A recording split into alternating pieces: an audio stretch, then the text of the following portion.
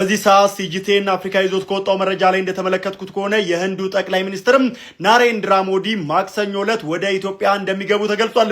በዚህም ታዲያ ለመጀመሪያ ጊዜ ናሬንድራ ሞዲ ኢትዮጵያ የሚመጡ ሲሆን በአዲስ አበባ ቆይታቸውም ታዲያ ከጠቅላይ ሚኒስትር አብይ አህመድ ጋር ውይይት እንደሚያደርጉ ሲጂቲኤን አፍሪካ ዘግቧል። የህንድ ጠቅላይ ሚኒስትር ታዲያ ወደ ኢትዮጵያ ጉዞ ሲያደርጉ ይህ የመጀመሪያቸው እንደሆነም ነው የተሰማው። የመስከረም ወርን አዶናይ፣ የጥቅምት ወርን ዶክተር አብይና ማስተር አብነት እንዲሁም የነሐሴ ወርን ደግሞ እኔ ብሩክ ኒውስ ያሸነፍነው የቅን ልቦች የወሩ ተጽዕኖ ፈጣሪን የህዳር ወሩ አሸናፊ በዚህ ሰዓት ይፋ ሆኗል።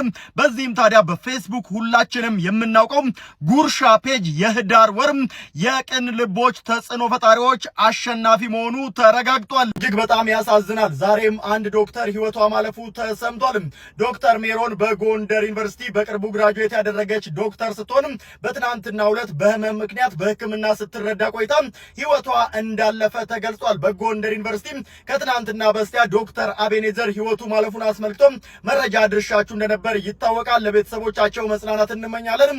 ነፍስ ይማር። እስኪ ስለ ማስተር አብነት ጥቂት ነገር እኔም ልንገራችሁ። ሁል ጊዜ ስለ ማስተር አብነት ቪዲዮ ስሰራ ወይም ደግሞ መድረክ ላይ የማወራ ከሆነም እሱ እየታመመ ለሌሎች ህመም የሚጨነቅ እሱ ሳይበላ ሌሎች እንዲበሉ የሚያደርግ ብዬ ስናገርም እሱ ግን ሁል ጊዜ ይናደድብኝ ነበር። እንዲህ አትበል ይለኛል። ምክንያቱም ደግሞ እኔ እስከዛሬ ስሙን ጠርቼው የማላፍራው አምላኬ ያድነኛል፣ ከብዙ ችግሮችም አውጥቶኛል።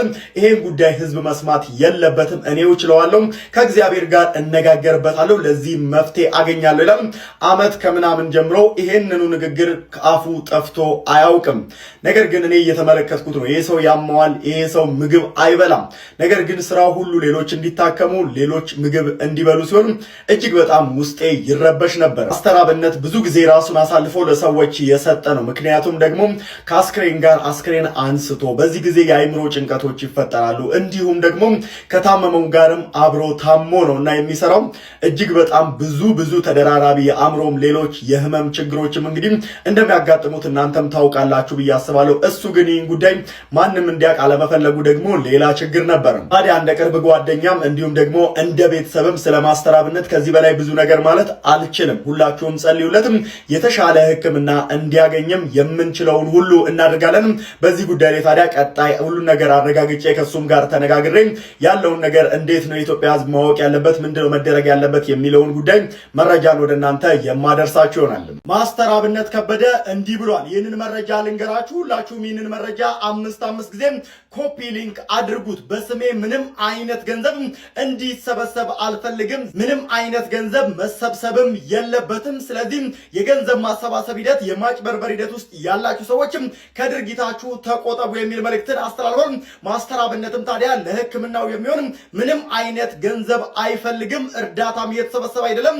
ጎፈንድሚም አልተከፈተም። ምንም ነገር እየተደረገ አይደለም። ባለፉት 1 ዓመታት ውስጥ እኛ እንደ ጓደኛ የተለያዩ የህክምና ሂደቶችን እየሄድን እንገኛለን። አሁንም ቢሆንም እነዚህ የህክምና ሂደቶች የሚቀጥሉ ይሆናል። ማስተር አብነትም ታዲያ ወደ ሙሉ ጤንነቱ እንዲመለስ የምንችለውን ሁሉ እናደርጋለን። በሚያስፈልግ ሰዓትም ታዲያ ለእናንተ ኢትዮጵያውያን ጥሪውን የምናስተላልፍ ይሆናል።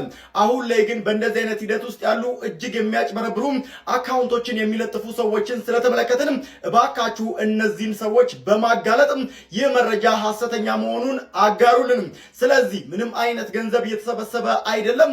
ማስተር አብነትም ታክሞ ወደ ቀድሞ ጤንነቱ ይመለሳል። ለዚህም ደግሞ የሚያምነው አምላክ አብሮት እንዳለ እርግጠኛ ነን። የህንድ የውጭ ጉዳይ መስሪያ ቤት በርካቶችን ያነጋገረ በርካቶችን ያስገረመ አንድ ተግባርን ፈጽሟል። በትናንትናው ዕለት ጠቅላይ ሚኒስትር ናሬንድራ ሞዲ ወደ ኢትዮጵያ መምጣታቸው ይታወቃል። ይህንን አስመልክቶ ታዲያ በአማርኛ ቋንቋ የውጭ ጉዳይ ሚኒስትር መስሪያ ቤቱ ይህንን መልእክት ብሏል። በዚህም ታዲያ ጥልቅ የሆነውን የህንድና የኢትዮጵያ የስልጣኔ ትስስር የሚያስታውስ ክብር ሲል ጀምሮ ጠቅላይ ሚኒስትር ናሬንድራ ሞዲ በህንድና በኢትዮጵያ መካከል ያለውን የሁለትዮሽ ግንኙነት ለማጠናከርና በራዕያዊ አመራራቸው ላበረከቱት ልዩ አስተዋጽኦ በጠቅላይ ሚኒስትር ዶክተር አብይ አህመድ አሊ የኢትዮጵያ ታላቅ የክብር ኒሻን የተሰኘውን የሀገሪቱን ከፍተኛ የተባለ ሽልማት ተበርክቶላቸዋል ብሏል። ጠቅላይ ሚኒስትር ሽልማቱን ለህንድ 1.4 ቢሊዮን ህዝብና በህንድና በኢትዮጵያ መካከል ላለው ታሪካዊ ትስስርና ወዳጅነትም ሰጥተዋል ሲሉም ገልጸዋል። ጠቅላይ ሚኒስትሩ ታዲያ ለጠቅላይ ሚኒስትር አብይ አህመድ አሊና ለኢትዮጵያ ህዝብ ላደረጉት ሽልማታቸው ልባዊ የተባለ ምስጋናቸውን ማቅረባቸውንም የህንድ የውጭ ጉዳይ መስሪያ ቤት እንደምትመለከቱት በፌስቡክ ገጹ ላይ ገልጿል። በጋምቤላ ከተማ ከፍተኛ የተባለ ውጥረት መከሰቱን ተከትሎ የጋምቤላ ክልል መንግስት አንድ የማስጠንቀቂያ መልእክትን አስተላልፏል። በዚህም ታዲያ በጋምቤላ ክልል በጸጥታ ስራ ከተመደቡ የሰራዊት አባላት ውጪ የትኛውንም አይነት የጦር መሳሪያ ይዞ የሚገኝና የሚንቀሳቀስ ግለሰብ ወይም ቡድን ላይ የጸጥታ ኃይሎች አስፈላጊውን እርምጃ እንደሚወስዱ የጋምቤላ ክልል መንግስት አስጠንቅቋል። ወንጀል በመፈጸም የተጠረጠሩ ግለሰቦችንም በቁጥጥር ስር ለማዋል የፌዴራልና የክልሉ የጸጥታ አካላት ሰፊ ስራዎችን እያከናወኑ መሆኑንም የክልሉ መንግስት ያስታወቀ ሲሆን የክልሉ መንግስት ይህንን ያስታወቀው ወቅታዊ የክልሉ ሰላምና ጸጥታ ሁኔታ በተመለከተ ትናንትና ምሽት ባወጣው መግለጫ መሆኑን ኢትዮጵያ ኢንሳይደር ከዘገበው መረጃ ላይ ተመልክቻለሁ። ጆን ዳንኤል ቅጽበታዊ አጋጣሚዎች እንዴት የህይወታችሁን አቅጣጫ ወዳልተፈለገ ሁኔታ እንደሚቀይሩት በመጀመሪያ ጊዜ 1 ዓመት ከ4 ወር በኋላ ከእስር ወጥቶ በሰራው ቪዲዮ ላይ ገልጿል። ይህ ቪዲዮ ታዲያ በከፍተኛ ሁኔታ በበርካቶች ዘንድ እየተቀባበሉት የሚገኙ ሲሆን የኢትዮጵያ አየር መንገድ ሰራተኞችን እንዲሁም ደግሞ መላው ኢትዮጵያውያንም ጆን ዳንኤል እንግዲህ ይቅርታ ጠይቋል። በማረሚያ ወቅትም ታዲያ ብዙ ነገሮችን እንደተማረ ጠቅሶ እንዲሁም ደግሞ መላው ኢትዮጵያውያን በጸሎትና በተለያዩ ሁኔታ ላገዙትም እንግዲህ ምስጋናውን አቅርቧል። ጆን ዳንኤልም ታዲያ ከእስር ከተፈታ በኋላ የመጀመሪያ ቪዲዮውን በዚህ ሰዓት ላይ ለቋል። ናዝራዊት አበራን አስመልክቶ በማህበራዊ ሚዲያ ላይ የሚሰራጨው ነገር ቤተሰብን ለከባድ ጭንቀት እየጣለ መሆኑን በዚህ ሰዓት የወጡ መረጃዎች እያሳዩ ይገኛሉ። ሁላችሁም ይህንን መረጃ እስከ መጨረሻ ድረስ አድምጡት። ስለ ናዝራዊት አበራ ከቤተሰብ የወጣ አንድ መረጃን ጉርሻ ፔጅ አጋርቷል። ከቤተሰቦች የወጣው መረጃ እንደሚያሳየው ናዝራዊት ካለችበት አስቸጋሪ ሁኔታ አንጻር አሁንም ብርቱ ሆና እንደምትገኝ የተገለጸ ሲሆን ቀደም ሲል ታዲያ የሞት ቅጣት ተፈርዶባት ነበር። ወደ እድሜ ልክ እስራት ተቀይሯል። አሁንም ይግባኝ ተጠይቆ እስራቱም እንዲቀንስ እየተጠየቀ እንደሚገኝ ሂደቱን የተከታተሉ ሰዎች መረጃውን አድርሰውናል። ናዝራዊት ታዲያ በእስር ላይ ቢሆንም ጊዜዋን በከንቱ እያሳለፈች እንዳልሆነ በእንግሊዝኛ ቋንቋ ችሎታዋ ምክንያት እንግሊዝኛ ቋንቋን በእስር ቤት ውስጥ እያስተማረች እንደምትገኝ እንዲሁም ደግሞ በቻይንኛ ቋንቋ የመጀመሪያ ዲግሪዋንም የያዘ ሲሆን በአሁኑ ወቅትም ታዲያ በርካታ የቻይንኛ መጽሐፍትን በማንበብ እውቀቷን እያሳደገች እንደሚገኝ ተገልጿል። እዚህ ቀደምም ጠቅላይ ሚኒስትር አብይ አህመድ ጉዳዩን በቅርበት ሲከታተሉት የቆዩ ሲሆን ከቻይና ባለስልጣናት ጋርም በተደጋጋሚ ተወያይተዋል የተባለው ጠቅላይ ሚኒስትሩ ለቤተሰቦቿም ስልክ በመደወል ድጋፋቸውን መግለጻቸውን እዚህ ጋር ተመልክቻለሁ። በቅርቡም ታዲያ እህቶቿና ፓይለት የሆነው ወንድሟ ወደ ቻይና በመጓዝም በአካል አይተዋት ተመልሰዋል የተባለው ታዲያ በማህበራዊ ሚዲያ ላይ የሚዘዋወሩ ያልተረጋገጡ መረጃዎችም ቤተሰብ ላይ ከፍተኛ የተባለ ድንጋጤን እየፈጠሩ ይገኛሉ። ቀናቶች ቀሯት ምናምን የሚሉ መረጃዎችም ይህ አላግባብ መሆኑን እሷ በጥንካሬ አሁንም ሂደቷን እየተከታተለች እንደሚገኝ መረጃዎች ወጥተዋል። በዚህ ሰዓት ሰበር የተባለ መረጃ ተሰምቷል። ብዙዎች በጉጉት ሲጠብቁት የነበረው ዲቪ ሎተሪ ለጊዜው መቋረጡ ከአሜሪካ የወጡ መረጃዎች እያሳዩ ይገኛሉ። ዶናልድ ትራምፕ በሰጡት ትዕዛዝ መሰረትም ዲቪ 2027 አሁን ላይ ሰስፔንድ ተደርጓል። በዚህም ታዲያ በጉጉት ሲጠብቁ የነበራችሁ በዚሁ ተስፋ መቁረጥ ትችላላችሁ።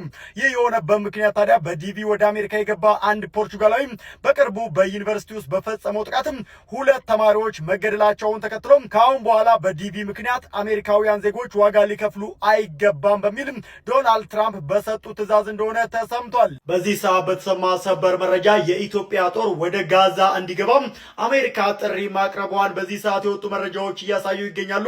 ሲጂቲኤን አፍሪካ ይዞት ከወጣው መረጃ ላይ እንደተመለከቱት ከሆነ የአሜሪካ የውጭ ጉዳይ መስሪያ ቤት ቢሮ ኃላፊ የሆኑት ማርኮ ሩቢዮ ለጠቅላይ ሚኒስትር አብይ አህመድ ደውለው የኢትዮጵያ ጦር በጋዛ የሰላም ማስከበር ተልዕኮ ውስጥ እንዲሳተፍ ጥሪ ማቅረቡ ተሰምቷል። በዚህ ሰዓት ሰበር መረጃ ተሰምቷል። ተጠባቂው የቦክስ ፍልሚያ ተጠናቋል። በዚህም ታዲያ ኤጄ አንቶኒ ጆሹዋ ጄክ ፖልን በ6ኛው ዙር አሸንፎታል።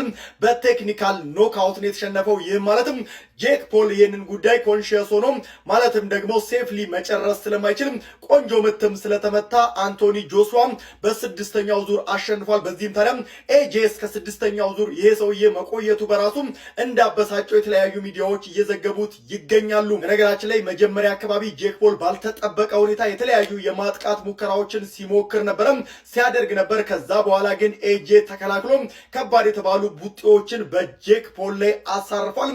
በዚህም ታዲያ አንቶኒ ጆሹዋ በ6ኛው ዙር አሸንፏል። በዚህ ሰዓት እንግዲህ ሰበር መረጃ ተሰምቷል። ዩቲናስን እየሸኘናት እንገኛለን። በኡጋንዳ ሄዳ የኢትዮጵያን ስም አስጠርታ እንድትመጣም መልካም ምኞታችንን እየገለጸን እየሸኘናት ነው።